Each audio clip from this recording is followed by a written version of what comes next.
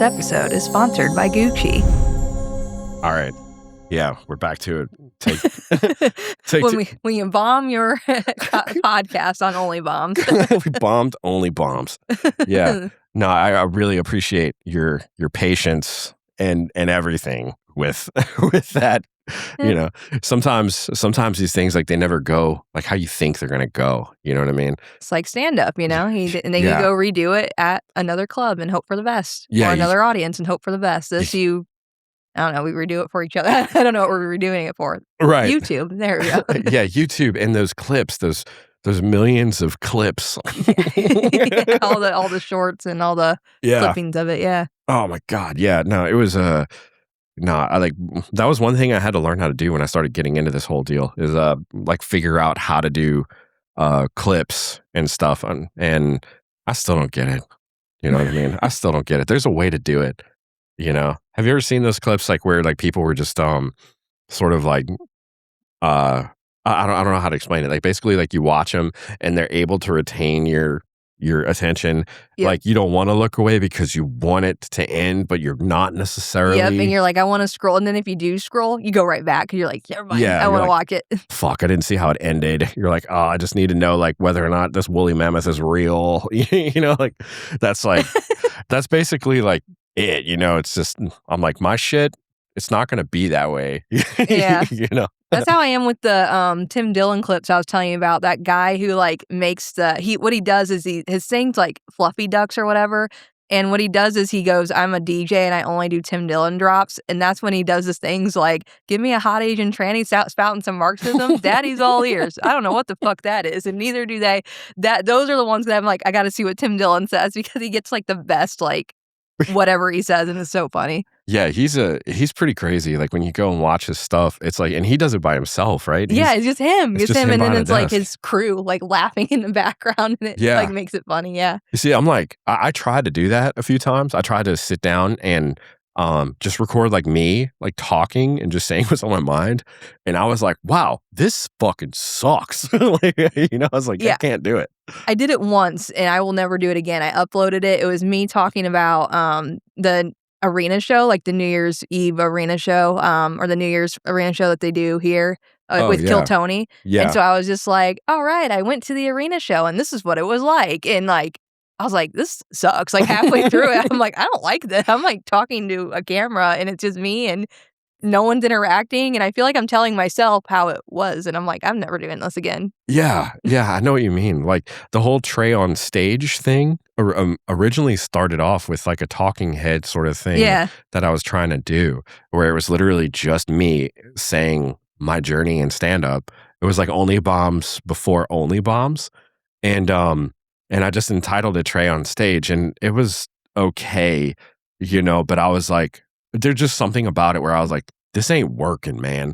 Like, it's just not interesting, you know? And then, but then you see Tim Dillon, and it's like, you got to think about how much research and how much like thought goes into the things that he's putting out there. And it's like an hour long and he doesn't stop. And like, I think he has notes there, but I don't know if they're real. I think it's like a prop, like to make it look like he's doing the news or whatever. That's like my weekly news because no one watches the real news as I watch Tim Dillon to get his take on what's going on in the world. Because it's just like, he's so funny with like the things that are happening and that are negative. He just has the funniest takes on it and kind of makes it lighthearted on everything that's going on. It makes you feel better just watching that. It does, yeah. Do you have any other like favorite podcasts that you like follow, or you know, even comedians? Yeah. So Tim Dillon's definitely my favorite by far. Trying to think of another. I'm so into like clips or whatever. That's the biggest thing is I don't like watch the whole thing. Naturally, Troy Bond because he's a good friend of mine. So I'm a huge fan of his. He's amazing. Yeah, he's such a sweetheart, and he's really been probably my biggest mentor in comedy. And so I'm definitely a fan of his. I've seen his bits a million times, and they never get old. Plus, his crowd work's so good. Oh, yeah. So, like, I don't feel like I've seen it a million times. I had one where it was his shows back to back, and they were both totally different. Like 45-minute sets, and I don't think he repeated hardly any of the jokes. And I was like, that is crazy. He essentially did like 90 minutes of comedy. I've never seen anything like it. Wow.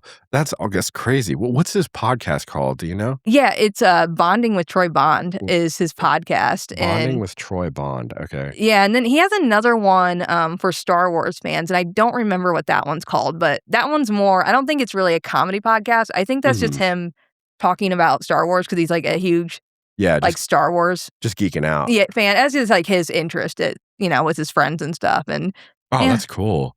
That's cool. Yeah, I love Troy Bond, and I know we kind of spoke about it before, but yeah, no, he's always been like fantastic. I love how just like we were talking about how he was just so sharp, and he's so quick and quick-witted, and it's like if you as a heckler, especially you as a heckler, think you're gonna lose, you think you're gonna take him on. It's like he knows how to handle it, and he does it with a smile.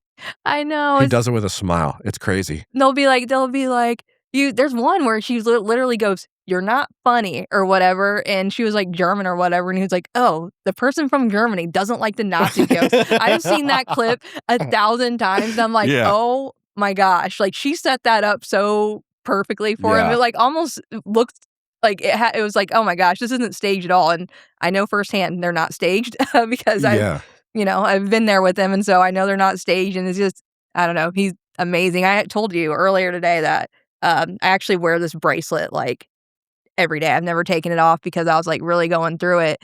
And and it was like some things with comedy too, and I was just like, I guess I'm not really built for this. I'm doing my best. Like, I'm sorry. And he like put this on my wrist, and he was like, anytime you bomb, you look at that and you know that you have Troy Allstate, and that, I'm always going to be there for you, and you're going to be a great comedian. And it was just like really encouraging because I was like really going through it, and I haven't taken it off. It says he because he's a big Michael Jackson fan. And oh, hell yeah. Oh, yeah. One of my favorite clips from him was, I think a woman got upset. I don't remember what. I can probably recite it. Yeah, right? It was a woman who got upset, and I think it was like a racial thing because I don't think she realized that he was black. Yeah, she called it, she was like, anybody who's black and laughing at his jokes or something like that, but she called him the most racist comic ever or whatever, and he was about to say, I'm not white, I think is what he was about to say, but he was like, I'm not, and she just kept interrupting him, and then he finished it out where he revealed that he was half black, because he was like, my dad's black and my mom's my dad's black, my mom's white, but I came out Puerto Rican lesbian is what he says. Oh, man. Yeah, and I actually made him, as a thank you, I made him a notebook, and it says the most racist comic ever, because that lady was calling him a racist for not liking black people when he is black. And so I just thought it was so funny. And so I made this notebook, and I put the most racist comic ever, and he called her Kamala Harris. That also made her mad. Oh, that's right. He did. He called her Kamala Harris. Yeah, right and so I put it in quotes, and then I put Kamala Harris to make it look like it was a quote by her, and then I put like Star Wars and Michael Jackson stuff glued on it, and then a little bow because give it my touch. But I remember her like stopping right in front of the camera and like just seething. Oh, and then they zoomed in on her too. Like they zoomed in on her, and he just like, I feel like a lot of people would have crumbled in some way, but he unshakable. He doesn't crumble. Like I was telling you about the one time, there was a guy who was just like, he did not want to laugh. His wife had stormed out because she heckled him, and Troy won, as he does. And like the guy was like not wanting to laugh, and so Troy, instead of destroying him as he usually does, he was like, you know what? I'm gonna get you on my side. And that was the show where I was like, he just did like 90 minutes of straight comedy because the sets were totally different. Mm-hmm. So he changed his jokes to make that guy happy. Like he was like trying to figure out what the guy liked and what he didn't like, because he would look over and be like, oh, nope, we're going to do a new topic. And he was trying all these jokes, and then finally the guy just like busted up laughing at one of the jokes. And I don't even know what it was. And Troy was like, got him. And the guy walked up there and like pounded it with him, and he was like, see, he was like, I want him over. And he was like, now go get your wife. I want to win her over, or something like that. And she didn't come back, but I forgot which one. Like somebody said something to him, and he was like, you can't say nothing to me that I haven't said to myself in front of the mirror. Like 6 inches in front of the mirror. It was that same clip. He was like, you haven't. Oh, it was the same clip? I haven't said 2 inches from the mirror, or something like that. Right. Yeah. No, he's just good. He's just somebody to, like, I love. I think we touched base on this before too. I love that somebody of his caliber, who's like a professional, is still like willing to like talk to younger comics and help younger comics come about. That really shows a lot about character. Oh And like yeah. in his character, because you see like once comedians get to like a certain area or a certain caliber, it's like they just kind of brush off those who help them in any way. And Oh so yeah, I don't deserve his attention, like, at all, and, like, I've learned a lot, like, if I were to ever blow up, I would wanna be a Troy Bond because, like, I don't deserve his attention, but he's been such a mentor to me, and, like, he has nothing to gain from that. There is nothing to gain from me, and, like, mm, it's just so nice, and then he's also a good person, like, PR-wise because after every show, he does a meet and greet. Despite the fact that he has, like, 800,000 followers, he's almost at 1,000,000 or whatever, he mhm, does a meet and greet after every show, and so there's a ton of fans, they're all lined up, and they take forever because 'cause he'll spend, like, 20 minutes talking to them, mhm, and then what's wild, I will never be able to pull this off, what's wild is he'll be like, there was one where he, like, remembered her name, he remembered that she started, like, a flower shop, like, last year, and he was like, "How's your flower shop going, that new business and that's stuff?" insane. Yeah, and she was like, "Oh, it's going really well," and he was like, "Oh," he was like, "I'm so glad to hear that," and I'm like, "You remembered her name, the flower shop?" Like, that's wild. That is And insane. it's just like, you had a You know, 300 fans, like, go through here, and you just remembered yeah. her? Like, it's just crazy to me. I've met some bigger comics who are like, I'm just gonna say like huge, right? And I've seen the way that they are with fans, and the fans get excited when they see them, and I've seen a few of them like where the fan will want to take a picture, and they just immediately are like, okay. Like, it's almost like they're just completely annoyed, which Yeah. I understand, like, bombardment and stuff like that. I get, like, if you're out with your family, that's inappropriate and things like that. But when you're in the club and, people paid to see you and stuff, I feel like I would want to give them proper attention too. But of course, I'm not in that position. I don't have people coming up to me all the time. You know what Yeah. I mean? So, do you have like a perspective on that and like fame and, you know? Yeah, I mean, I'm definitely not famous, but, when I'm in Austin a lot of times, especially when you're signing up for Kill Tony, Mhm. everybody's a Kill Tony fan, that's why they're there, when Yeah. I'm sitting in Shakespeare's, I do have a lot of people, coming up to me and they're like, "Oh, you're that rabbit girl," and I'm like, Yeah. That's me," and so, I've had people take, like, selfies with me and stuff, I think, they like tagging me and that's another thing Troy does that's really cool is he'll repost someone's, like, you know, photo with him, and that always makes people feel good, like, when Mhm. you repost, like, "Oh, look who I met," or whatever, and so, um yeah, and so I always try to do that, but, I mean, it's not like that happens to me Right. a lot. Someone who's really friendly about, like, taking photos with people I don't wanna say this too much, though, and then everybody will be swarming him when they see him, but, Tony's really good about that. Mm.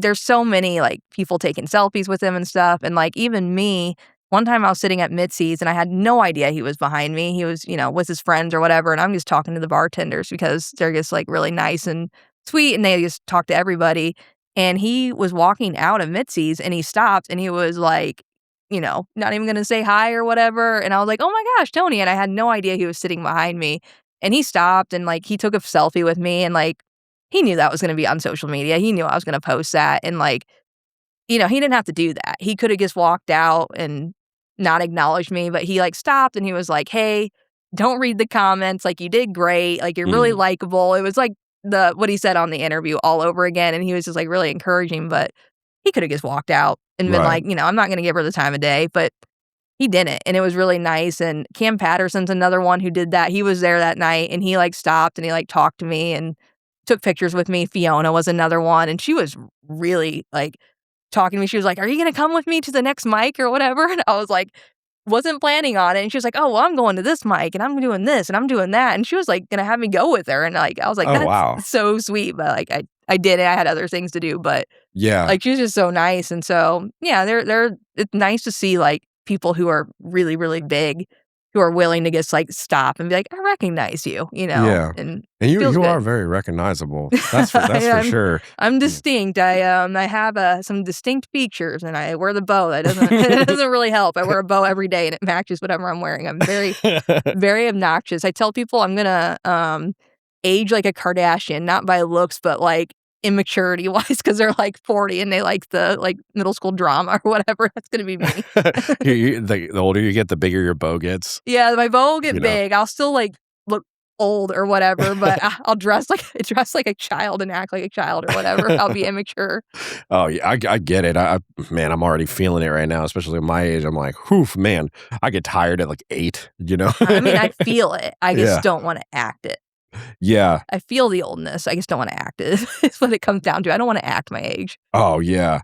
Yeah, I don't want to act my age either. I totally understand like what they mean, like the older people when they're like, "Oh yeah, I'm old, but my mind is young." You know, I'm like, "Oh, I get it. I want to do so much." I'm like, but I'm like just getting older. Well, you know? it's like for me, it's weird because like I teach college, and so sometimes like I feel like I'm really not. I'm a pretty young professor when you look at it like comparatively to like the average professor. So like I don't know what the word. So comparatively, I'm usually one of the younger ones, and so I'm closer to age to my students. One day I'm not gonna be able to say that, but right now I'm not too. Well, I shouldn't say that. I'm probably a decade older than most of my students, but I feel like I'm the same age as them, and it's just like weird.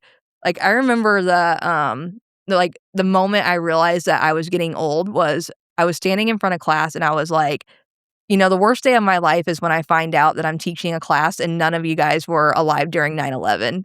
And they're looking around and a student raises her hand and goes, none of us in this room were alive during 9/11. And I'm like, no, are you serious? And she was like, yeah. And I was like, this is happening, guys. I was like, it's the worst day of my life. You're seeing it. This is my 9/11. It is my 9/11, right? You're gonna see me crash out. You're gonna see me crumble, just like Twin Towers. You can see, you're gonna see Building 7 here. But right. It's like, why'd you fall? Yeah, right. And so I was like, it's happening. It's like Building 7 was like, oh, I just wanted to join y'all. It's like, did you even get hurt? Nah, man, I'm good. I just wanted to fall too.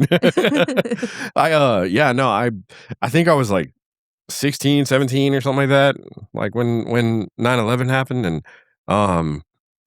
And so, to me, it was just like, it's just so ingrained. And then when I went into the fire academy, I went in, I think I was like, I forgot. Yeah, you're a firefighter. Yeah. I went in, I was like 36 or 37 when I got out. I think I want to say I was 36 when I got out of the fire academy. And there was most of the kids that were in there were like, oh yeah, no, 04. I was born in 04. I was like, what? I was like, so weird. Shit. I was like, they were like 05, and I was like, oh, I was like 20. I was like, that's insane, dude. I was like, that is crazy. I can't believe that, but that's it. Like, now they're reading about 9/11. It's in the history books. And I'm like, I was in 3rd grade during a history book moment. Like, what is happening? I know, right? I'm like, this is fucking crazy. Or like, when I went overseas, I saw this what do you call it? Like a museum or something like that. And they had CD players. Oh my God. And they had one of the CD players that I had in the fucking museum. Was it like I'm picturing one right now. It's like there's a purple one that was really popular and it had silver, and then there was a silver one that was really popular. Was it either of those? Because I had like 8 of those. So, okay, so it was a Sony Walkman. Yep, okay, I was thinking of that one too, yeah. And it had like the anti-skip one. Yep, and it was like, that was the latest technology. You were rich when you had, like, you were something. Yeah, it's crazy. I remember one time walking and I dropped it down a hill and it just rolled down the hill, and I was like, I hope it didn't skip. That's too funny. I'm like, I hope my song didn't skip, But it was crazy to me, like when you remember iPods, like when iPods came out. I remember the colored ones, the very first ones, and I want one. I need to go on eBay because I think they look cool. They like look really sleek and stuff. But but no one has an iPod anymore because we have iPhones. So. Yeah, because we have iPhones. And you know what's crazy? You know that clicking noise on the iPod? Yeah, like when I remember that. That's the clicking noise that you make when you type. No, I didn't know. I'm gonna now type something and listen to it. I didn't even think of that. If you go like type, it's like. It's the same as, oh my gosh. It's the same noise. That'll be what I'm doing when I leave here. Listening to it. You're sitting there just like, so stupid. Hold on. Nostalgia. What the fuck? Yeah, it's like, but Apple's good about doing shit like that. They always leave like things in there, But we were talking about like conspiracy theories before, and that's such an interesting topic, such an interesting area of conversation. And But I was like, you want to get back into that? And you want to talk about more conspiracy theories? Yeah. The biggest one right now that's like going viral is the pandas aren't real. Like that one's just blowing up huge. And I really think it's blowing up because that comedian was on Tucker Carlson and he just laid it out so perfectly. The like pandas aren't real. Like not that like they physically don't exist, but like he compared it to like a Shih Tzu or a poodle or something, like they were bred to be a certain way, but he took it further and was like, I think they were genetically made in a lab. Like people did that. And it was because like, you know, when you see those viral videos of them, they're like goofy and they're like falling over and stuff. And it's like, how did this animal like survive in the wild? And he talks about how like, and I legitimately thought this was a bit, but it wasn't. He talks about how like they don't know how to have sex, so they have to watch panda porn, or they have to be like voyeurs or cucks or whatever, and they have to like watch each other have sex. That is wild. Learn how to do it because they don't know how, and it's like, how does an animal like they can't like how does a species like survive like that? And then another thing too is like they're carnivores and they only eat bamboo. Like and bamboo is like I guess it's really hard. I mean, don't quote me on this, but like I guess it's really hard to digest because it's like it's a really weird plant. And so it's like, how does a carnivore just live off of nothing but bamboo? And so it's just like, I don't know. It's like, how do they live? And so like the conspiracy is that like China like genetically bred them. And this also isn't a bit that he did, and I thought it was a bit, but like a group of pandas is called an embarrassment. Like literally, it's what it's called. It's called an embarrassment. Like, you know, like instead of a herd or whatever, a flock, it's called an embarrassment. And like, I had to look that up because I was like, he's doing a bit. He's saying that pandas are embarrassing. And I'm like, oh my God, no, they're not. And so my conspiracy is that China, because China owns all the patents for panda. That's another weird thing. Is China own patents for pandas? Yes, they have a patent for pandas. What country has a patent for their animal? And so they like gift when they gift a panda. So when they gift it to the United States, and actually Trump pissed China off, and they were like, "We want our panda back from this zoo." like they're like, "We have the patent for this. We gave this to you as a gift. We want our fucking gift back. We want our panda back or whatever. We want it back fast. I'm talking Panda Express. Panda Express, yeah, pretty much. You know, it's just like so fuck. So yeah, like they own the patent for it, and it's like you can only have a patent if you created it. So it's like we don't own the patent for, you know, whatever animal lives here and doesn't live there. And so it's just like weird. And so I think China was like, we're going to call this in the English language like an embarrassment because these Americans are so stupid that they will never figure out that like these pandas are not like even real animals. We just we bred them a certain way. So we're going to call it an embarrassment because we think the United States is an embarrassment. So that's kind of that part I made up. But I wonder, because that's an odd thing to just call them.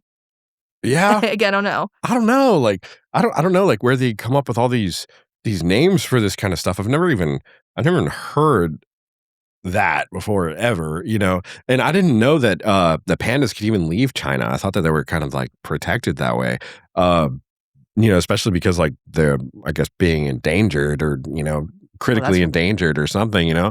So, but I think it's so funny that, you know, like, you know, Trump is, I'm sorry, that's just so funny. China's like, oh, I want my fucking panda, dude. Give me my bear. You know what? You're going to say this bullshit. Like, you know, we don't really like this. So San Diego Zoo, panda, back. Now, right now, express. Say something else. The other panda's coming back. Oh my gosh. Yeah, exactly. The I remember us talking about the whole aliens thing and aliens like, you see, it bugs me, but I remember saying to you that it's at this point right now where if they did show aliens, like, you know, on TV, it made world news and everything, like people wouldn't even, they'd be like, great, okay, well, I got to be at work in fucking 3 hours. So it's like, it's no big deal. It wouldn't even be a thing. Like, do you think that people would actually give a shit? No, I think they'd be like, look, like, if they're not going to get in my way, like, I can't do anything. Like, I guess people would be like, I got shit to do. Like, I can't deal with this alien problem or whatever. But we're so destigmatized, like, to aliens that I just think that we just don't care anymore. And like, there's a conspiracy about that, like that they've purposely destigmatized us to prepare us for the drop of aliens or whatever, so that like, you know, they could just drop that there's aliens that exist. And the conspiracy is that,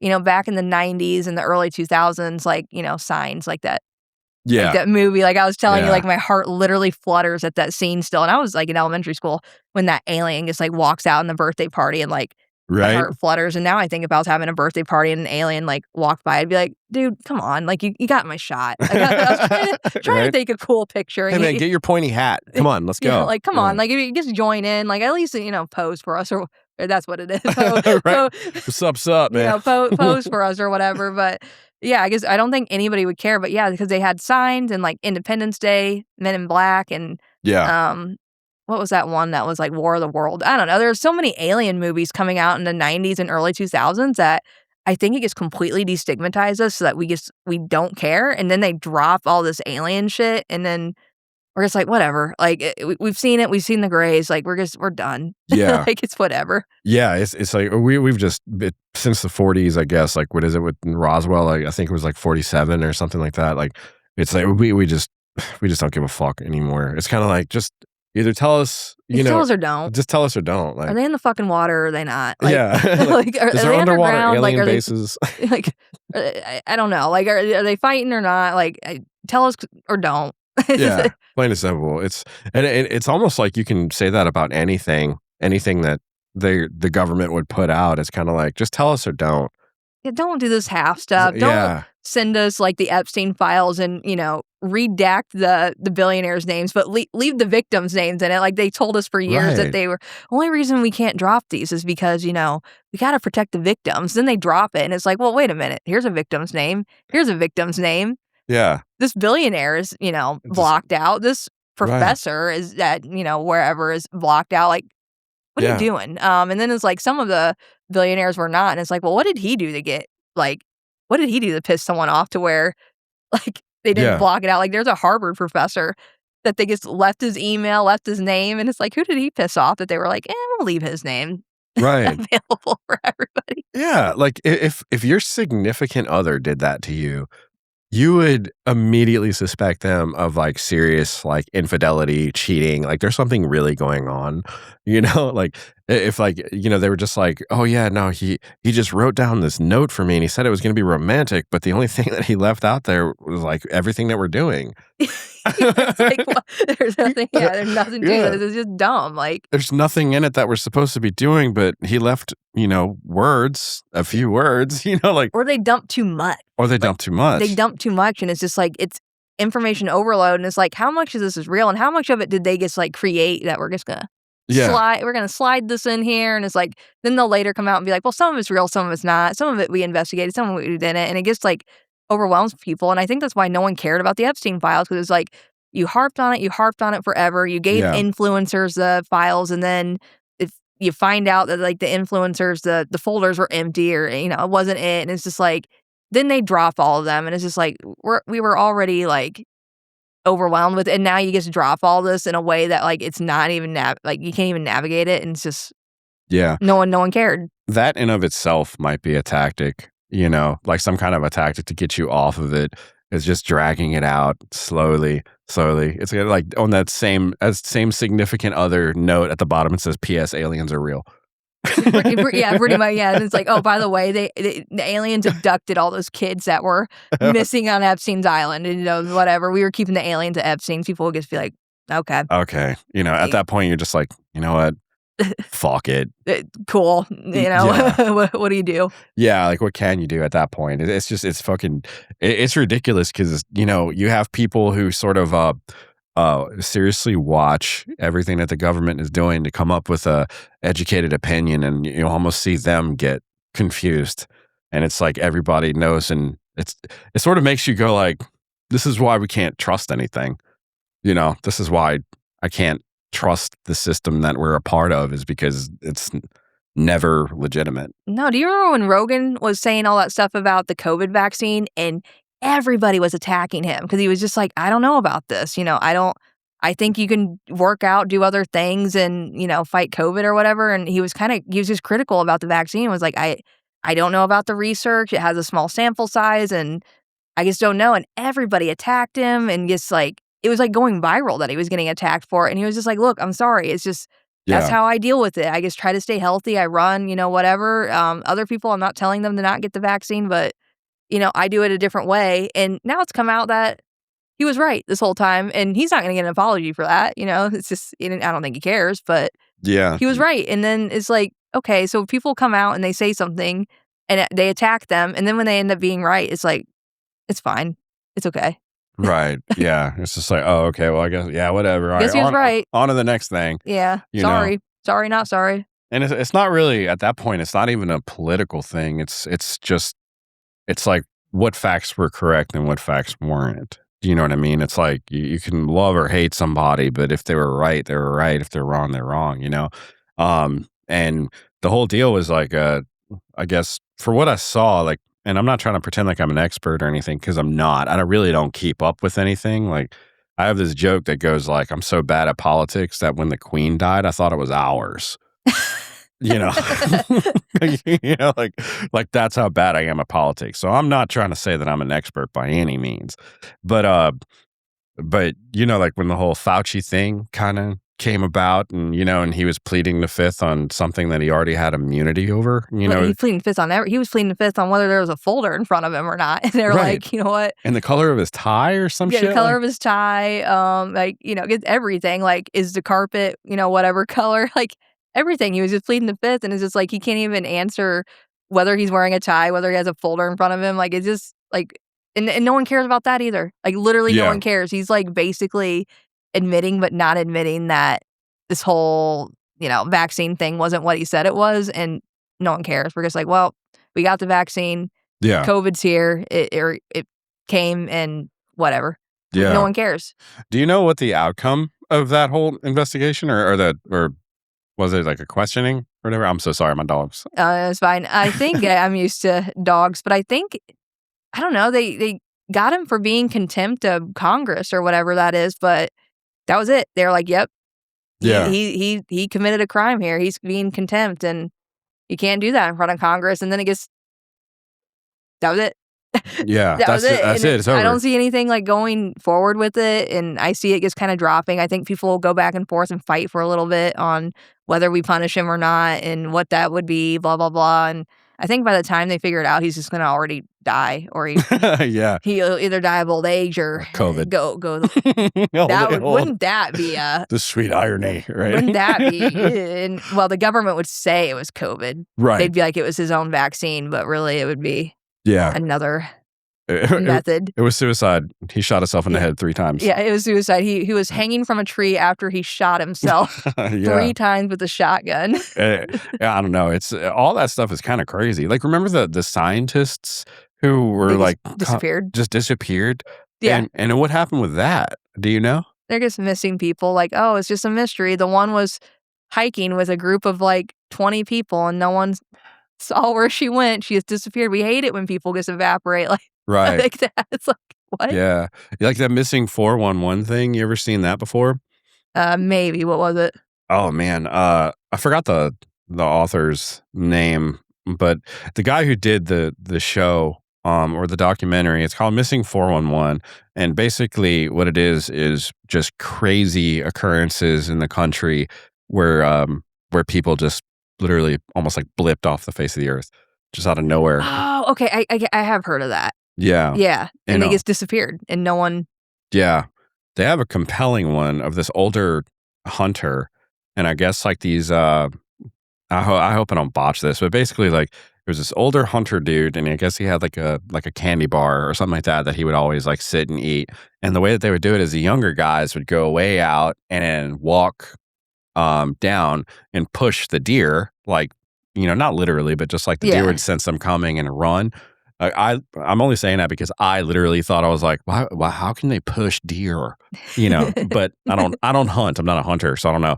But yeah, so they go out, make a perimeter, and then close the perimeter, and then the deer would go towards like the older guys, and they would just sit there, and as the deer came, they would kill them, And so apparently they've done this for a while, I guess, and this older dude had like mobility issues, couldn't get up and run off or nothing like that, but he just disappeared.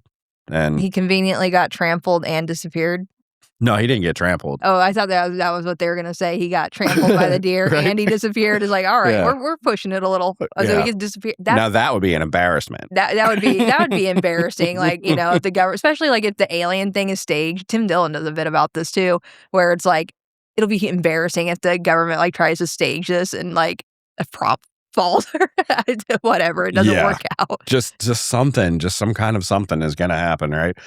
But yeah, no, this guy apparently just like disappeared and without a trace, like, and that was it. It's just, okay, well, now what? It's And they don't look for him. They're just like, well, it sucks. Like, yeah, they probably just fell off that cliff. Well, are they at the bottom of it? No. Yeah, No. it's just they were just in like a certain area at a certain time, and they had another one with a kid. Apparently, like the kid was like 10 or 11 years old, and then I think it was at this place called Crater Lake, and he goes over the little crater hill, and that's it. He's gone. Just, the dad was like coming out behind him or something, and oh, okay, I did hear that one. Like, it just they were just on a hike or whatever. It was a father-son situation. Is that the one you're talking about? Yeah, I think so. Yeah, and the kid just disappeared, and like there was no trace. It's just it's gone. It's like all those scientists, and the scientists that disappeared, they weren't just like your average scientists. Like these were NASA scientists who like, knew things. Like they had, oh yeah, you were in the Navy, so like they had like the highest clearances. They had like TS clearances to like know stuff, and it's like, so these weren't just like your everyday scientists. They were people who had some information on things, and it's like, what did they know and why? Like, and there's got to be a point to where you got to say to yourself that, okay, this is more than a coincidence. Come on. It's like, it's too many of them. It's too many of them. At the same time, too. It was all within a time span. Yeah. And, like, we were talking about, sci-fi movies, and I'm like, okay, this is bad. Okay, so we're talking about, like, let's say Will Smith, right? Yeah. And how Will Smith was in Independence Day with the aliens, and then in Men in Black with the aliens, right? But he was also in this movie called Wild Wild West, right? And in Wild Wild West, I want to say that the bad guy, the villain in that movie, steals a bunch of scientists to work on his big spider. I was like, Will Smith is behind all of this. Conspiracy unlocked. Right, but I was like, oh my God. And it's like, that's so funny. But yeah, they kidnapped a bunch of scientists to work on this big thing. And you're like, okay, so if you look at everything that happened, if you just want to like, just, I don't even know, like if you just want to kind of freak yourself out a bit, it was like the scientists disappeared, and then all of a sudden they're turning CERN off. That's it's like, wait a minute, what's going on? Or like they're going to reboot CERN, I think, which is going to take like 4 years, I guess, to do like 100%. And you're like, but like all of that happened around the same time, I think. And it just kind of just makes you go like, huh. It was like, so like, what's going on? I don't know. I'm not, like I said, I'm not really like, well, with that connection to Hollywood that we know the government has, like, right. You know, James Franco doing that Alien movie right now. He's getting bailed out, I think, for the for the things that he has allegedly done. I don't think he was ever like proven, but I think it's probably I think it's cat's out of bag that it probably did happen. But yeah, Hollywood probably came up to him and was like, "Hey, you're in a bad situation. We'll help you out. Let's make this movie on aliens and, destigmatize people a little bit more as we drop these files, and we'll take care of you. You're still not going to be liked by anybody. No, you're still not going to be popular. Yeah. But we can let you talk about aliens. We'll let you talk about aliens. We'll give you some cash for it, whatever, and then you can go back into hiding. Right. Hey, look, nobody takes you seriously anymore, so just do this. We need to keep desensitizing, okay? When you were messing with your phone earlier today, it reminded me of the conspiracy. Did you check to see if, when you were texting, if it was like hard to?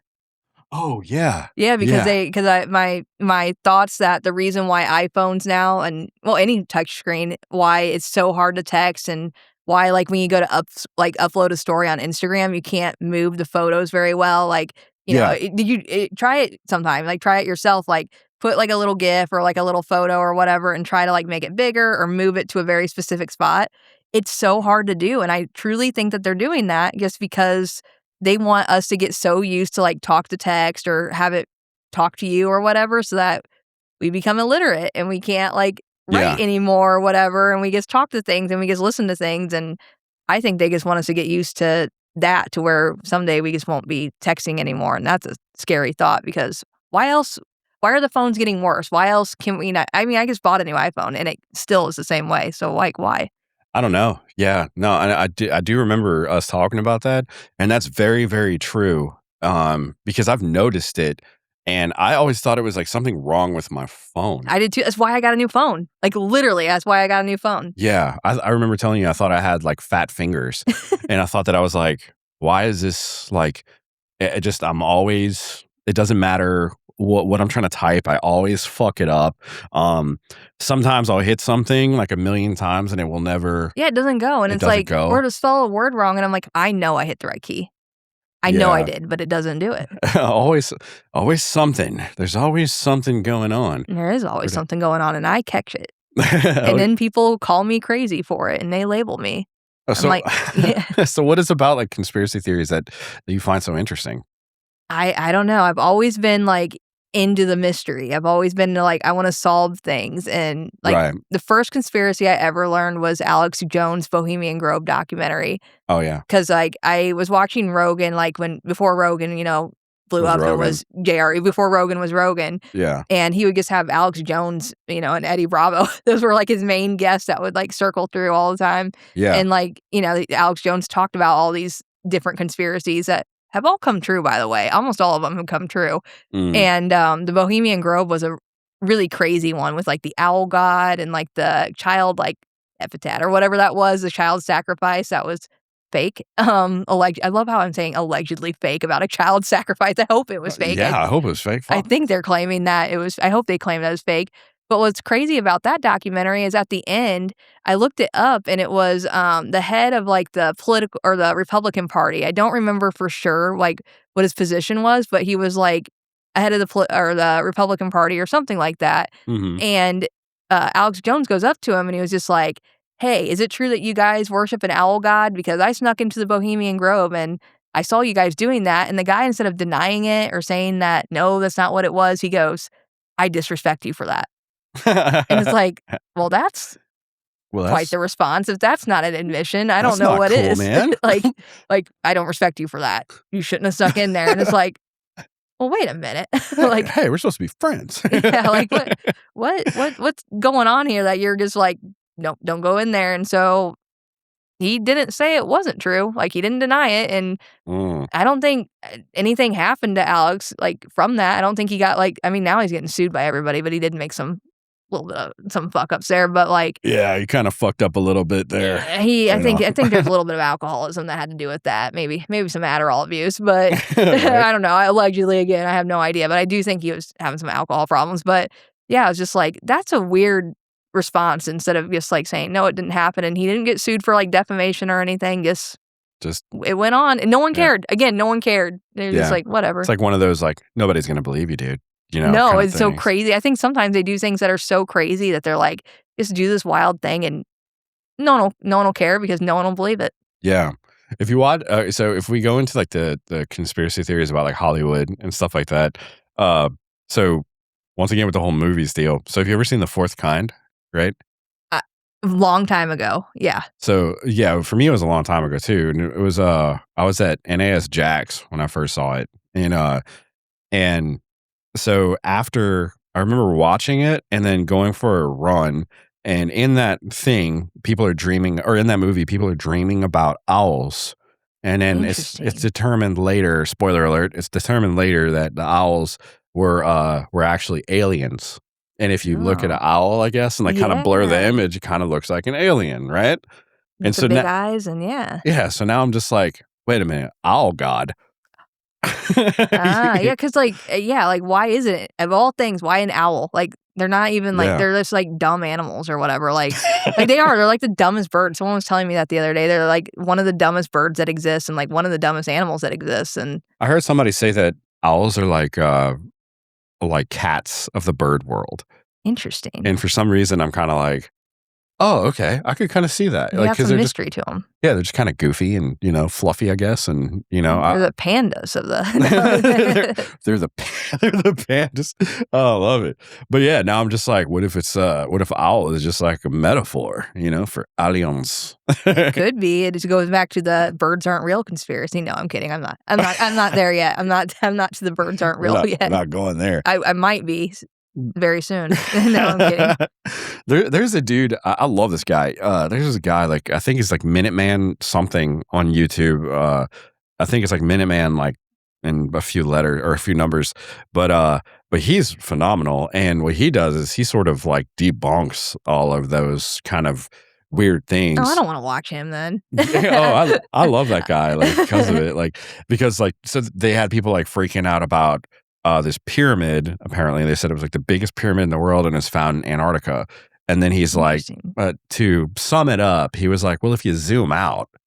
And he like zoomed out, and that pyramid was in like the middle of a mountain range, and it's basically just a cap of a mountain. And it was just like, okay, come on, womp womp. Yeah, it's kind of like, come on, guys. If you're gonna throw out a real conspiracy, we got to do a little bit better than that. You know what I mean? Have you ever found a conspiracy that you were like, oh, this is bullshit? Well, the birds one is one. It's probably bullshit, but I guess a conspiracy that definitely, like the flat Earth theory. Oh yeah, that one's wild. It was the same thing though, Antarctica, because I guess like to debunk the flat Earth theory, what they were gonna do is go up to Antarctica, and it's either if the sun sets and rises or if it doesn't set and rise there. I don't remember which of the two it was or which one it is, but one of the two happens, and that means that the Earth is round. And so they were going to take a whole bunch of people like up there, and they might have actually done that. And then it didn't happen the way that needed to happen for the Earth to be flat. And they doubled down on it. And they were like, we don't trust it. They've done something. Yeah. They like doubled down on it. They fucked it up. Yeah. Like someone is just like, okay, you can't convince these people, but yeah, I don't know. On Netflix, they had that one where at the documentary about flat earthers and all that stuff, and then at the end they fucked up their own thing and and proved themselves wrong, like right there. And it was so like cathartic just seeing like, you stupid bastards. Like, you gotta love the double down. It's just like, yeah, still no, still I believe it. It's like I don't know. I just can't do it, man. Like I can't just fall into shit that easily. You know what I mean? Have you ever felt like you did, like, kind of like you were severely mistaken by something that you believed as far as a conspiracy goes? I just really do my deep dives, and I don't come out and say that I believe something until there's a lot to go with it that would show that, this isn't crazy thinking, So I usually don't say anything. So like flat Earth, I never really talked about it or anything. I knew it existed and I looked into it. But then once I was just like, this is dumb. Then I was like, don't believe it. So I can't think of one, but flat Earth, I did go down, but not like publicly go down because I won't say something out loud unless I know for sure, because then people are going to think I'm like really crazy. So yes, I've gone down every rabbit hole when it comes to I've gone down every rabbit hole when it comes to conspiracy theories, but I don't like outwardly say anything until I'm like, okay, there's something odd, Yeah. Something odd here. Yeah, I don't know if I have any, because I have like this thing in my head, and I tell people, even people I work with, I'm just like, question everything. And the reason why I say people I work with is because sometimes even when I'm training people who are just, like the new guys, when I'm even training those guys, sometimes I'm wrong. Sometimes even some of the things that I'm training them on, I'm like, oh, fuck, I made a mistake. My bad. I told you wrong. And so I tell them, I'm like, hey, question everything, just everything. It's just a good practice to get into. And that's sort of like my mantra with these kind of things. Like, but I want to believe them. I want to believe that aliens and cryptids and giants and lizard people. Like, I want to believe that we live in this fantasy world of just like all of these things that like were also in the land before time. Yeah. That's another one, that dinosaurs never existed. Oh, yeah? There's a big conspiracy on that. And that one,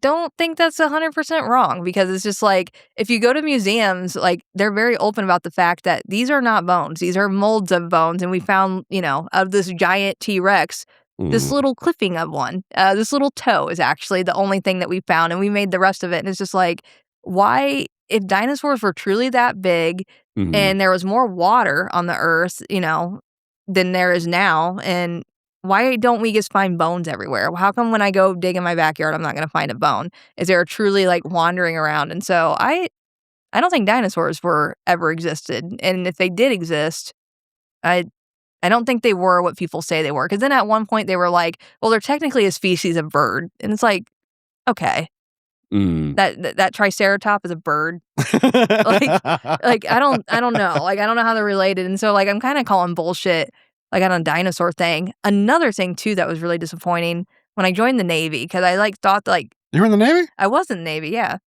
Did we discuss that? I don't think so. I didn't know you were in the Navy. I was in the Navy Reserves. I don't know if that counts. In a way. No. kind of. But yeah, I was in the Navy, and like, I always thought like the military was like this mysterious thing. And like, I was so excited because I was going to get a TS clearance, top secret clearance, and I'm going to see things. And then I joined, and then like, my job was to sit in a room full of high-ranking officers and go, "Next slide, sir." And they go, "Yes." And I go, click. That was my job. And occasionally they go, "GM3, go fucking shred the papers. You're not even clicking this PowerPoint, right?" And so it's just like, what was your rate? I was a GM, a gunner's mate. Yeah. Oh, wow. Gunner's mate. Hell yeah. Yeah. No, I was AZ. I don't know what an AZ is. Aviation. Oh, okay. So, you can tell I was a reservist. I don't know any of the rates. It's a aviation maintenance admin. Basically, I was, okay. I do know bookkeeper what that for aircraft. Kind of like a PS. Or yeoman. Yeah. Kind of like a yeoman. I think I went to school with YNs actually, but it was just basically for bookkeeper, or like logs and records, just specifically for aircraft. So like PS, I guess, being like postal, and yeoman, whatever they do, and whatever the fuck they do, whatever the fuck they're supposed to do something, but instead, you send an email and you don't hear back. Like, whatever. Yeoman. But but yeah, no, I basically just did that just for aircrafts. You know what I mean? And I never saw a UFO, but yeah, there you go. So that's really interesting about the about you like not believing the whole dinosaur thing, because to me, I'm just like, I totally believe in dinosaurs. What evidence you can't find evidence for it. You can't go to a museum and be like, "Oh, see, dinosaurs." It's like, no, it's all mold. All of it's fake. And they're like, well, this is what they did look like. And it's like, well, how do we know? So we only have these bones that a scientist has made a mold of, that we don't even have the original bones. And like, how do we know how do we know their skin looked that way? There's no skin of dinosaurs that we can discover. And I mean, why can't I just find bones anywhere? Like, why can't I go to like a mountain somewhere that's like not touched and find dinosaur bones? And is that in Utah? I think that they have like a whole valley in Utah where they find just a ton of dinosaurs. Look into it. They don't. Did you ever see that one that they like? It's actually like the I forget the name of it, but it's like the most well preserved dinosaur that's ever been. I think they staged it. You think they staged it? I literally think it. I think people started catching on. It's too well preserved. Right. It's too well done. I think it's staged. Interesting. I don't know. I don't know. But why? What's the motive behind being like, hey, dinosaurs were a thing? That's a good question. I don't know. I think maybe a scientist, there's a lot of times scientists, they want to discover something. They want to be, famous for something. I think a scientist was maybe onto something. I mean, literally, they thought they were connected to birds or whatever. I think a scientist thought he made this miraculous discovery. And then once you you create this thing and you become famous for it, you can't wheel it back in. You want to you can't go, oh, well, I was wrong. It was actually not. And so I think it was a little bit of that. That's what you get. You got to look into the interesting case of Brontosaurus, because the Brontosaurus apparently was like the largest dinosaur that ever existed, right? And apparently what they figured out that there was like two, I guess, like paleontologists who were like basically on the race for finding the largest dinosaur ever. And they literally found the bones of like two of the same exact dinosaur, but one was like, oh yeah, this one is bigger, and this is like I call it the Brontosaurus or whatever, and but it was actually like something like an Allosaurus or something, and it was like the same thing. It was a big dinosaur, but but yeah, apparently it was like it ended up being like the same, but I could be wrong because I think they both made it up, and then like it was like a whoopsie, someone discovered that they made it the same way. I guess that's how I think they wanted to up all the other scientists, and interesting. That's what they did. Have you ever heard the thing about what do you call it, in what is it, Wyoming, the people are saying it's a tree stump, but it's like a natural formation. It's like the Devil's Rock or something like that in Wyoming. And I've been to Wyoming a lot. I've never heard of that. I know there's like a Devil's Circle. That's in North Carolina. There's a Devil's Circle in North Carolina where there's nothing that grows in it. Like everything dies in it. Like there's no grass, plants can't grow or whatever. Yeah. And people I guess the rumor is that like if you like people have camped out there, and if you put like something in the middle of it, they'll wake up and it'll be outside of it or whatever. But it's not the same thing. That's it right there. Interesting. They call it the Devil's Tower or something like that. Like the Devil's Tower, the Devil's Rock or something. The Devil's Tower National Monument, and that's in Wyoming, right? And they have some people that believe that that's not a they have some people that believe that this is actually not a rock formation. It's actually a tree, a petrified tree. Interesting. That was around like many years ago, that kind of thing. And I was just like, I don't know if you had a stance on that. Well, there's a conspiracy, and I have no idea where I haven't looked down. I haven't gone down this rabbit hole, but like that giants existed. So it could be something like that. Have you heard of that, where people are like, there were giant humans or whatever? There's giants, and some people will go as far as saying like that could have been a descendant of Bigfoot or whatever. That I haven't gone down. That I don't really have any information on it, but could be, giant trees and giant people, whatever. I can't do the giant thing. I don't know what the fuck it is. I'm like, dude, it's weird. You can't. I don't know. I'm like, I can't do that one. Like Bigfoot. Like there are people out there who legitimately believe in Bigfoot, and they have a guy online. He, he shows his Bigfoot cadaver, I guess, that he has, or his Bigfoot corpse, and he shows it off all the time.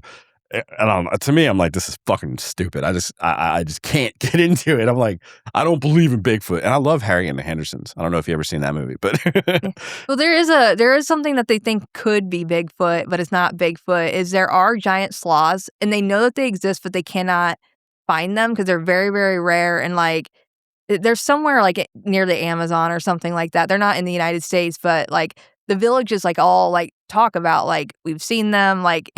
And it's very much like they could exist, and people have said that could potentially be Bigfoot, like the giant sloths or whatever. And it's not one of those things where it's a conspiracy. They just say we don't know, but it very well could exist. And some people have said that could be Bigfoot. See, I heard that giant sloths, they went extinct in the Ice Age. Yeah, and some people are saying that there's still some left. It's just no one's found them, but like it's because they're going to these villages where it's like they have nothing to gain. They have nothing to lose from or anything. And they're like, oh yeah, the giant, and they talk about it casually. Like, yeah, we saw a giant sloth. And it's like, they don't know what conspiracy theories are. They're not like online and all that stuff. And so interesting. Why would they lie about that? They're not trying to get famous. They're not trying to do anything. They're just people living, and they're like, oh, giant sloth. And so, hey, there's actually something like that in the Congo. Apparently they have a dinosaur in the Congo. No. I wish I could have zoomed in. No. I know. They got a dinosaur in the Congo. I'm just letting you know. So if you don't believe, it's there. Yeah, so with the aliens, good chilling. Yeah. Yeah, and Bigfoot. They're just like smoking cigarettes. They're all in the Denver airport. Yeah. With all the satanic shit in the Denver airport. Right. You need to do that. You need to go to the Denver airport and just hang out for a day. Look up all the like conspiracy points and all the alien points and all the Satan worship points. This is so weird. You need to go check out all the Satan worship at the Denver airport next time you're on vacation. But just like look them up. It's just like weird. Go to the devil horse or whatever with the eyes and the freaking FBI is gonna knock on my door and be like, you're looking too deep. Yeah, what are you doing? I'm sitting here encouraging Satan worship. Yeah, and dinosaurs don't exist. But you can go check out Satan at the Denver airport. No. Oh my gosh, I don't know. It's like, but this is the fun about this stuff. Like, what you believe or don't believe, or what you agree upon or don't agree upon. It's like, it's so hard because I'm also one of those people. It's kind of like I'm one of those like see it to believe it kind of people. Like, I am too. And I want it, but it's at the same time, it's just like, I haven't seen anything, I'm like, why is there's never any pictures of actual pictures of Bigfoot? And it's like, okay, cool. If giants exist, like the Kandahar giant or something. Have you ever heard about that? Mm-mm. There was a giant, that killed, I guess like an army, like a team of army people. Oh, okay. I think I heard Rogan talk about this. Maybe. I could be wrong. Yeah, I think so. With another guy. Yeah. And I forget that guy's name too. I love how I'm just citing all this shit and I don't know where. Yeah, we're sitting here like, I remember hearing that. Have you seen this one time? It's like, I saw this one. I also saw this, but I don't know who said it. Conspiracies start is someone's like, oh yeah, and then they believe it. Well, that's a good observation because it is. It's very grapevine. It's just like, dude, I saw this one thing and that person saw another thing, and it's just like, it just goes. But yeah, the Kandahar giant apparently like killed like a team of army soldiers, and then they had to send in another team to go find that team, and then they saw the giant eating a soldier, like kind of like Odyssey style, and so they took out the giant, and then they brought the giant somewhere. That's the end of it. Apparently, I guess. Like, I don't know where's the destination for the giant after that. Like, but they killed the giant beneath the Denver airport. Yeah, it's the only place you can get a flight. Yeah, right. Underneath the Denver airport. That's why I do all my comedy conspiracy theory stuff, because I'm so interested in it. Like Rachel McFillin. Shout out, my girl. My girl. She was telling me, because I was going over, because I was so new to I'd only done one set, and that was on Kill Tony. And I was going over these bits with her, and I was like, are these stupid? Will anyone even like them? And they were Hunter Biden bits or whatever. And she was like, who cares? If you like it, do it. Right. You can create something out of anything you like. And she was like, it'll be you. She said, don't create bits that are not you. If you like conspiracy theories, do your comedy about conspiracies. And I was like, okay. And she said, who cares if people don't like it? Because it's not really, if people like conspiracies, they'll like you. If they don't like it, they're probably not going to like you anyways, if that's your personality. And so that was a really good piece of advice. But she was like, don't, be yourself. And if you like conspiracies, then do your bits about it. And who cares if people don't like them? Right. Yeah. And I remember us touching base on that too. It's just it's that authenticity that you can't beat. It doesn't, like I said, it doesn't matter if who or what believes you. If it's just you, if it's just the way you are and your belief, and it's like, fuck it, show people, change people's minds, or just, enlighten people to something new, and that's what I love so much about stand-up is sometimes, somebody will say something completely fucking ridiculous that I don't believe in, but I'll be like, okay, all right, that was kind of funny though. It's funny, or it gives you a new perspective. It's it is funny. It gives you a lighthearted perspective on something that's terrible, and it's like, okay, yeah, right? I can't laugh about this. This is ridiculous. Right. You're right. It's not that big of a deal. This is ridiculous. Yeah, Building 7 should have gone down. Yeah. Right? Building 7 wasn't really that popular anyway. Yeah. It's but yeah, it's sometimes people, that they'll just have that unique and awesome perspective that will just give you, just a laugh, so it's yeah, fuck it. You believe in dinosaurs or don't. It's still hilarious.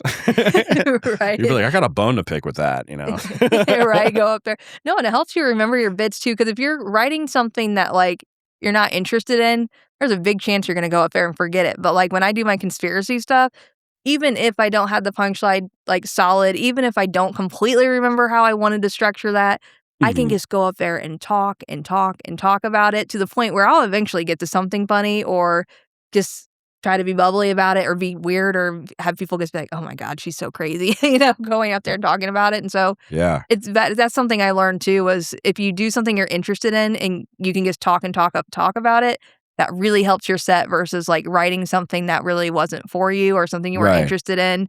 It just works out better. Yeah.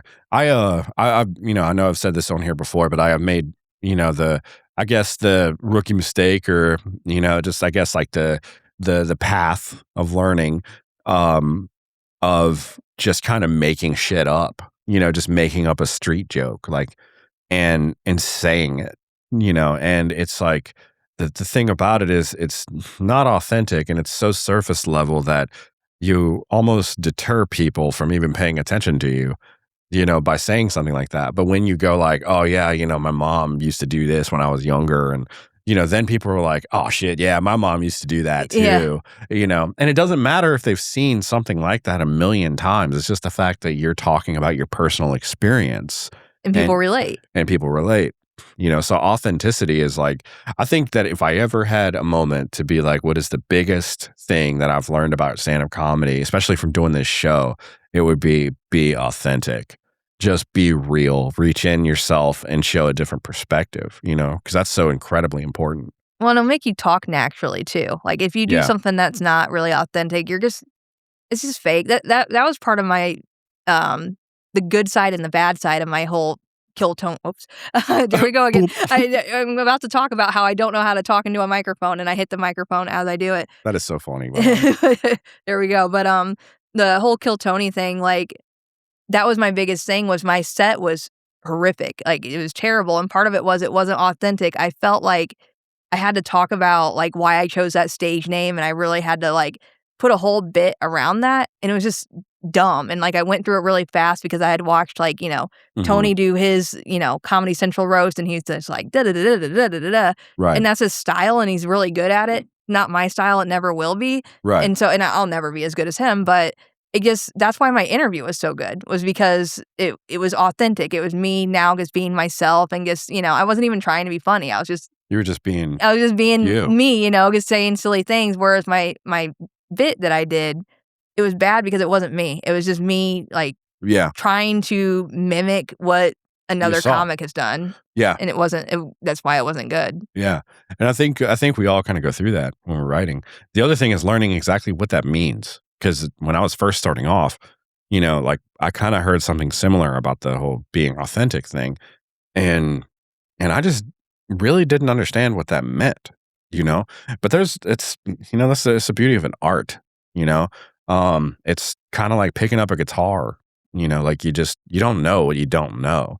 You have to learn it. You got to make mistakes. You got to keep fucking up. It's the whole reason to get out and do open mics. Yeah, that's why you go to that silent open mic and you tell a joke and hear crickets, and it's like moving on. That's a good thing about me not being socially aware is I don't know I bombed until I listen back to it, and I'm like, oh no. I'm like, oh wow, that was real shit. bad. Oh, that was real bad. I thought for sure they laughed, but it was in my head. Oh no, like Drew Nickens. I did a show. Shout out Drew Nickens. I did dude. Yeah, I love you. I did my first ever spot was actually for Drew because he's just a really nice guy, and he was like, "I'll give you 5," and all he had seen was that terrible Kill Tony minute, and I was like, "Oh my god, he's giving me 5 after seeing." It wasn't even a minute. I lasted 30 seconds. 30 seconds of what should have been a minute, but it was probably a minute worth of material. But I was like, Yeah, yeah, and I just got through it, and then 30 seconds. I'm gonna stop it, and then Tony didn't stop it. He looks at Red Band, and then he waits for Red Band to hit it, and I'm just sitting up there, chilling. Like, are we really gonna drag this out? And then Red Band hits it, and Tony's like, and that was time. And it's like, oh my god. But going back to Drew Nickens, though, he like gave me my first spot based off of that terrible minute, and so what was I even going with that? What were we talking about? I don't even fucking remember what we were talking about. We were talking about the I'm so stupid. No, no, you're not. But we've been cycling through subjects like quick, or like this whole thing has been about conspiracy theories. Yeah, I know. I'm looking like a psycho. Excuse me, but what were we talking? Now my little psycho wipe clean. We were talking about going up on Kill Tony, you doing your minute, and then you having the meow. And then you doing the meow thing, and I was talking about how I bombed that minute so bad. So like Drew, he gave me my first spot ever. Again, shout out Drew, thank you. I'm sorry. Love you, Drew. Love you, Drew. Love you, Drew times 2. But yeah, and so like he gave me my first spot, and I like bombed one set with him. The first time I did a spot for him, I did pretty well, but the second time I did a spot for him, it was so bad that I, like, apologized to him. I was just like, "Come on, man, I'm so sorry," but, like, all he said was, "How long have you been doing this?" And I was like, "A few months," and he was like, "That's about right. That you did how you should do after a few months. You're not gonna be perfect," and, like, that was just, like, really cool because he's been doing it for years, and that's why he's so good at it, but it was just really cool to just completely bomb at his show. It's not even my show. He's just being nice and giving me spots, and I bomb horribly at his show, and I mean, I'm talking I bombed so bad that I wanted to end it on stage that, like, the host, like, they're the host, and I was like, "Okay, now we're gonna bring up Drew Nickens." And then, like, the host gets up there and was like, "Okay, now we're gonna bring up Drew Nickens," and it was, like, really awkward, like, I just completely destroyed his show, and I was at a comedy festival too, that made it even worse. This was at a comedy festival. This wasn't even, like, a regular show, it was at a comedy festival, but, yeah, afterwards, I was just like, "Drew, I am so sorry," and he was just like, that happens. This is how it goes," and, Yeah. he was like, "You're new. You'll learn," and That's wasn't fazed great. by it. That's great. It sounds like, he is a wonderful guy. I love Drew, I know, and he's so sweet. yeah, I love him very much, and I think that, that a lot of people need to, like, just understand that he's just a good all-around person. Like, he's one of those, like, rare people that's just, like, really sweet, very inviting, and he cares because 'cause he's been there and he's done it, and he's a really good dude. I love that guy. So for him, like, to, your story behind him, I was like, that just completely doesn't surprise me whatsoever because he just when he was on this show, he was just equally as awesome, just even asked me questions. Yeah, no, It's like, he's just a good guy. Like, I don't deserve these spots that he's giving me. I yeah, truly don't. If any, I guess I'm bringing the show down. If any, no, I wouldn't say I'm bringing the show down, but like I'm not Drew. And yeah, it'll be if I ever become Drew, it'll be 10 years from now. I got to put in the work, to become what he's become, just like how he has, and yeah, and I'm glad that he recognizes that. I'm glad he doesn't discard me and be like, God, her set sucked. I mean, he didn't even do that based because he gave me that spot based off of the horrible 30 seconds I did on Kill Tony because he knew that it was my first time going up there. right, And so he knew it was my first time ever doing comedy. And so he kind of gave me a little bit of grace with that. He knew that I was doing open mics. He knew that I was like sincerely trying and was like, you know what? We're going to yeah. give you a shot. We're going to give you a booking, and like that was just really cool. Yeah, that is really awesome, and that's it seems like you have like a really good support system in stand up, which is wonderful, because a lot of people, I know a lot of open micers too, they go out and they're literally by themselves, and they get up there, they do it, they get up there and they do it, and then you see them sort of burn themselves out, Yeah. because they do it so much and with no support system. Yeah, I'm so lucky. Like, it's wild that, like in my support system isn't even, like, the normal open micers. Like, I've got Troy Bond, on my side, and so it's, like, scary that, like, my support system, I've got Drew on my side. There's a lot of other Kill Tony comics that have really blown up that, like, I'm really good friends with and, other comics that and I don't wanna name drop some of them because they like to kinda keep things private, but, like, there's been Mhm. some other, like I mean, we're talking A-list comics who have, like, reached out to me and just been so kind because they just saw me, like, getting destroyed in the comics and or comment section and stuff, and were so kind, and I'm nobody, and so I've really lucked out that I've had this support system, and it's, like, top of the line, like, comics that it's almost embarrassing for me to, like, have them as a support system because 'cause I'm just like, "You have nothing to gain from me," and, like, "Thank you." But, yeah, I'm really like no, in the open micers, like, that I do open mics but they've been really, really kind, and some of Yeah. them most of them are a lot better than me, and, I can't discard them, but, they've really helped me out a lot, and, Yeah. and given me advice and, like, been like, this is what you need to do," and they were actually the ones who told me, like, "Hey, just go up there." His name's Jordan, shout Mm. out Jordan, Granger Danger. I've done a lot of shout outs here, Oh, but yeah. he was the one who told me, like, "Hey, you're lucky that you have a personality that you can just go up there and just be bubbly. So even if you don't have the punchline, even if you don't have some sharp joke, just go up there and just be bubbly, be happy, be smiley or whatever, and Yeah. people are gonna be on your side. They're gonna root for you. because no one likes to see someone crumble. It's it's uncomfortable to see and you feel bad for them when the person's just like, I'm sorry, this is rough. Feel Sure. bad. And he was just like, the one thing that you can do is you don't crumble. You go up there and you're bubbly and you smile and you power through it. And that's part of I have zero social awareness, and there you go. There's my superpower is I have Yeah. no social awareness. That is a superpower in this, because I find myself like overanalyzing everything that I do on stage almost to a point of creating anxiety, and I guess that would be simply put as stage fright, but it's also like kind of like, well, there's some kind of variable that I'm missing here. Like maybe I'm not prepared. Maybe I'm not able to read the crowd yet. Obviously I haven't found my voice.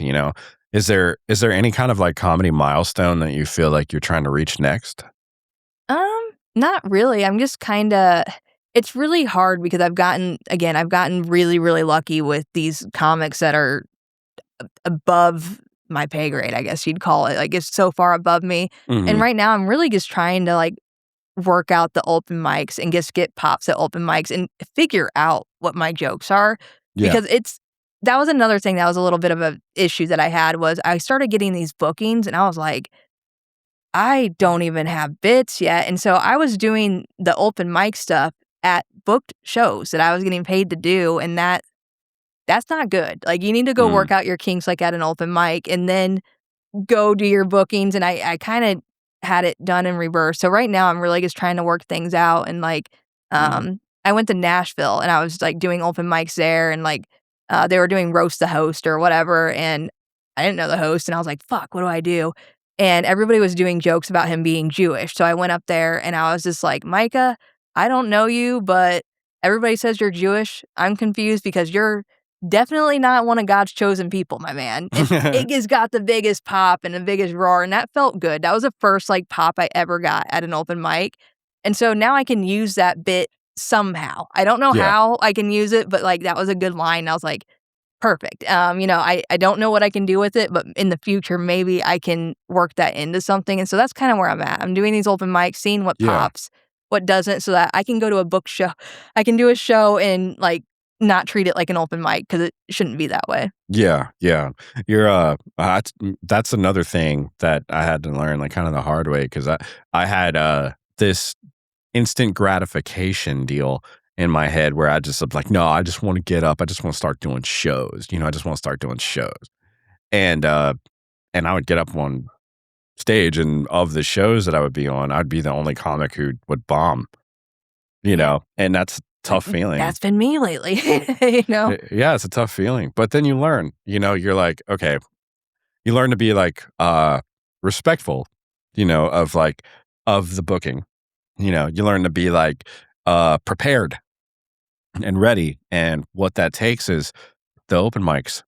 Yeah, you got to go to the open mic and you got to, deal with the silence. Because before Kill Tony, I had never been on a stage. The only time I had ever been on a stage was when I did a pageant when I was in high school. I was a senior and even though I wear the bows and stuff, I'm not pageant prepared. I can barely walk. When you watch me walk, I'm like awkward when I walk. I fall all the fucking time. Like I'm weird when I talk. I'm not graceful. When they ask me like my, the question, I think they asked me something about like, tell us something inspirational about yourself or whatever. And everyone's telling these things about themselves. And I get up there and I'm like, well, I'm kind of toxic and I'm a lot of drama, but people still like me.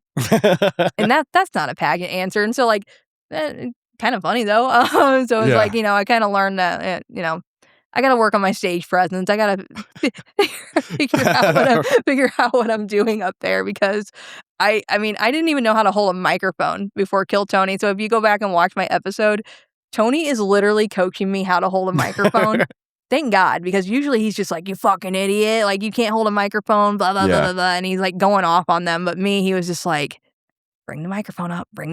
He wasn't saying it, but like, he was subtly doing it because I think he didn't want to embarrass me because he felt so bad for me because he knew that he was like, oh no, what did we just get on the stage? Like, this poor girl, like, I can't even roast her because it's so sad. But yeah, the whole time he's sitting there coaching me. And there's one really obvious one where you see him be like, it's okay. Like, he literally says, it's okay. And he like goes like that because I apologized. I was like, I'm so sorry. Like in the thing. And like, he was just like babying me while I was up there because he was like, this poor little thing that, Well, that like, got up here. he's good at that kind of stuff. Like, he's good at, like, reading, like, the things within some people, and, people don't really give him credit for that at No. all, about how well he is at, at doing that. Like, you could see the reason why he treats some people differently, and then other people, like, if he hates somebody, there's probably something up with that dude that you're not seeing, or, or that person that you're not seeing, you know? But for people, like, I guess, who it is, like, it might be their first time, or something like that, like, who can read you very well, and he's able to, like, somewhat soften the blows a little bit, and but I've heard that about him. I heard that he's actually a really nice guy, and that people don't, like, that this is a character that he's doing and stuff. And I get it, I totally respect it. Did you feel like that you sort of, like, felt that, like, on stage, like, with the way that he, like, that welcoming presence that he gave you? Yeah, like, he was so nice, and that's why my interview went well, I think, because, when you go out there, you don't talk to anyone beforehand, you just go out there and do your bits, and that's really nerve-wracking. Like, I completely blacked out. Like, I literally don't remember my 30 seconds of that bit, but, like, that's why my interview was so comfortable, was because he got his roast in there, because you gotta do that, Sure, yeah. Part of what you signed up for, but, like, he was just really nice about it, and I think it's because he picked up, he knew that it was my first time, and Yeah. he knew that, like, I didn't know what I was doing, and, like, he knew that I was trying, and he knew that I wasn't egotistical, and he knew that, I'm just fairly an innocent person, whereas, when people who kinda come off like an asshole, or they come off like they were really overly confident, he knew I wasn't confident. Like, I Right. kind of appeared confident when I did it, but he knew that, like, That you really didn't know. inside, I didn't know what I was doing, and I really wasn't confident, and that's why he was just like, "You're great." Like, he said that, I think, twice, because at one point, I was just like, "I'm not gonna have a job when this is over," or something. He was just like, "No, you're great." And I think another time, I was like, "This is so bad," and he was like, "No, no, you're so likable," and he was, like, really nice, and I don't even think when I said, "I'm so bad at this," or something, I don't even think I had the microphone up to my face then, and I don't think anybody heard it, and that's when he went, "You're so likable," because, like, he felt a type of way, I don't think he wanted to see me go down. Yeah. Don't kick someone while they're already down, kinda thing, and then he gave me a big joke book, and, like, There you go. I was so happy. Like, you watched me, I looked like a dork then too, because I didn't think I was gonna catch the thing, and I was like, "Oh, no, don't throw it." I think I even said that too. I was like, "Oh, no, oh, no. Don't even give it to me, don't even give it to me," and I caught it, because I was like, "I'm gonna drop this fucking thing," because, like, I didn't know how to put the mic back in the stand. I didn't even know how to get the mic out of the stand, and, like, You just put it on the ground and walk off. you just drop it. Like, that's what I shoulda did. I shoulda held it and just dropped it. Right. Caught the joke book, and then, just make it a disaster. Right. I've done that before with a mic, though, not dropped it on purpose, but, like, I couldn't get it out of the, like, mic stand, and I'm, like, yanking on the thing, and I threw that mic stand. Oh, I yeah. was embarrassed. I was like, threw it into the speakers, and I went, "And that's my time, everybody." That's all I did, 'cause, like, I didn't mean to. I just, like, threw the mic stand, but it was, like, it's stuck in there, and I couldn't get it out, and they were like, Oh, "Oh my God. god, This what." microphone mishap. Yeah, like, what is she doing here? Like, stop. I think everybody has something, like, with that, like, with just microphone etiquette. There's a whole thing, like, where people, like, just the way that people hold the mics. I've seen some comics, like, who don't even hold it up at all to their mouth whatsoever. And to me, it's just the only reason why it bugs me is because I really can't hear you, dude. Like, I really can't fucking hear you. I'm so fucking loud that I can hold the mic down here. I can not even have a mic, and I can scream, and people are gonna hear me. But I don't think mic etiquette is throwing the mic across the stage, though. I think that was one I probably shouldn't have did.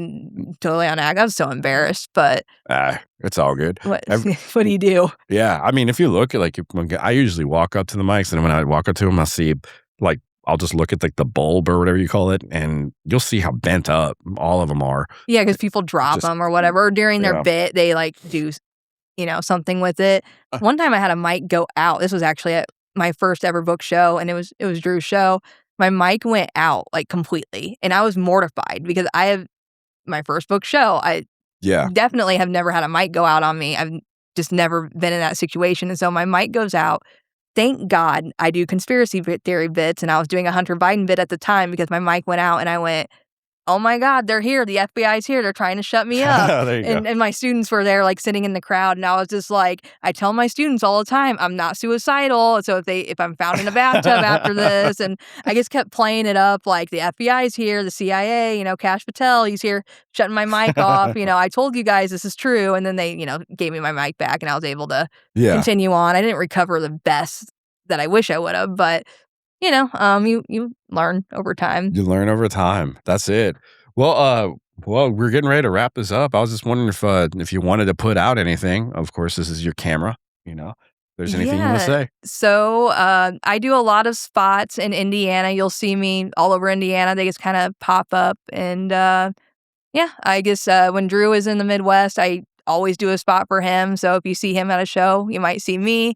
I'm hoping to do spots for Troy if he's around. So that's it. I don't really have like any shows like planned or anything. I just pop up when people ask me. If you want to find me on Instagram, it's Dr. Rabbit Bills. There's a dot in between, so Dr.Rabbit Bills. Meta won't let me change that. I kind of want to take the bills off of it, but they won't let me change it. So it's because I sued them, I think.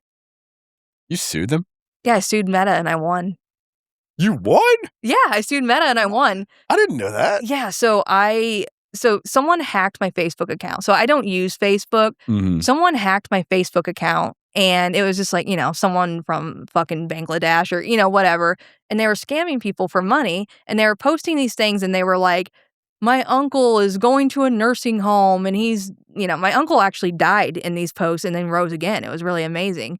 You got me for a second. No, he didn't actually die. No, my uncle didn't actually die. No. But yeah, so some dude from like Bangladesh or, whatever, Nigeria fucking gets on there and they hack my account or whatever. And it was this sob story about how my uncle was moving into a nursing home and I was selling all my belongings to, pay for the nursing home. Then it was, oh, my uncle died and now we need to pay for the funeral. Then it was, oh, he's going to the nursing home again because he died and he came back or whatever. And so like it didn't make sense. But what was really bad about it was people started showing up at my house because they doxed me. So like people were like, what? Yeah, they doxed me. So people were like, oh, I want to buy this washer. Oh, I want to buy this car. And I mean, we're talking expensive items like cars, like holy shit. Yeah, like washer and dryers, couches and all this stuff, like nice stuff. And I think they just got the photos like, online or whatever. So people were showing up at my house. And so I'm contacting Meta being like, hey, random strangers are showing up at my house wanting to buy a car. I don't have the car and they're getting pissed at me. This has become a safety issue. It's all AI. I'm not talking to real humans. And so I went, you know what? I'm going to take them to small claims court. This isn't even a small claims situation, but I'm going to take them to small claims court. That'll force a human being to show up to court so that I can finally talk to Meta. So I did. I put in a small claims. I just made up a number and said that they owed me this. And so they had to send a lawyer.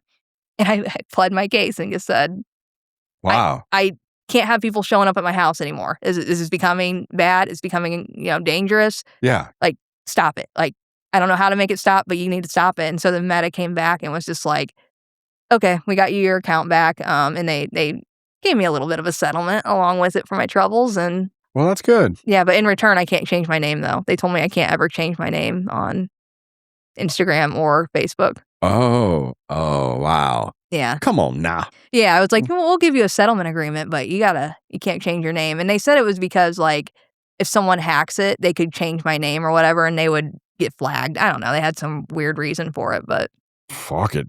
I mean, if I had something like that, I'd be like, all right, dude, I'm not changing my fucking name. No problem. Yeah, right. But so that's something I have, my little claim to fame there is, yeah, I sued Zuckerberg and I won and I didn't even have a lawyer. I just went in there and it's not even that cool though, but I mean, it is kind of cool. Like, just because people are always talking about going up against like, massive corporations somehow and never being able to like figure out how to win.